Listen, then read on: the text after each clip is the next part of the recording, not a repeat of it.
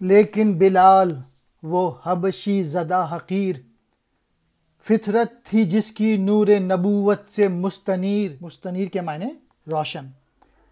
جس کا امی ازل سے ہوا سینہ بلال، محکوم اس صدا کے ہیں شہنشاہ و فقیر، ہوتا ہے جس سے اسود و احمر میں اختلاط، اختلاط کے معنی ملا، کرتی ہے جو غریب کو ہم پہلو امیر، ہے تازہ آج تک وہ نوائے جگر گداس، صدیوں سے سن رہا ہے جسے گوش چرغ پیر، گوش کہتے ہیں کان کو، اور چرغ پیر بزرگ آسمان، پرانا آسمان، اقبال کس کے عشق کا یہ فیض عام ہے، رومی فنا ہوا حبشی کو دوام ہے۔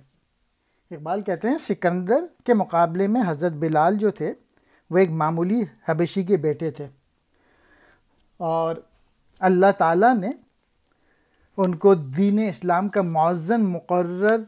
کر دیا تھا۔ اللہ تعالیٰ نے یہ امامت انہیں روز ازل سے ہی سونپ دی، اور محکوم ہو جاتے تھے، لوگ سر جھکا دیتے تھے، چاہے شہنشاہ ہو چاہے فقیر ہو، حضرت بلال رضی اللہ تعالیٰ عنہ کی اذان سن۔ اسود کہتے ہیں کالے کو، اور احمر کہتے ہیں سرخ کو، اور کالے اور گورے کا فرق مٹ گیا تھا، یعنی وہ آپس میں مل جل کے رہنے لگے تھے، اور جس سے امیر غریب کے پہلو میں کھڑا ہو جاتا تھا۔ آج تک وہ اذان جو کلیجوں کو پگھلا دیتی ہے اور روح کو تازہ کرتی ہے، اور بوڑھا آسمان کے کان صدیوں سے اس آواز کو سنتے چلے آ رہے ہیں۔ اے اقبال ذرا سوچ، یہ کس کے عشق کا فیض ہے،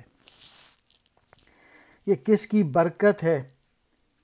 یہ حضور صلی اللہ علیہ وآلہ وسلم کی محبت تھی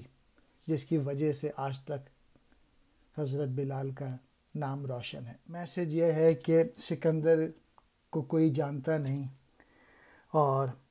حضرت بلال حبشی کو دائمی زندگی حاصل ہو گئی۔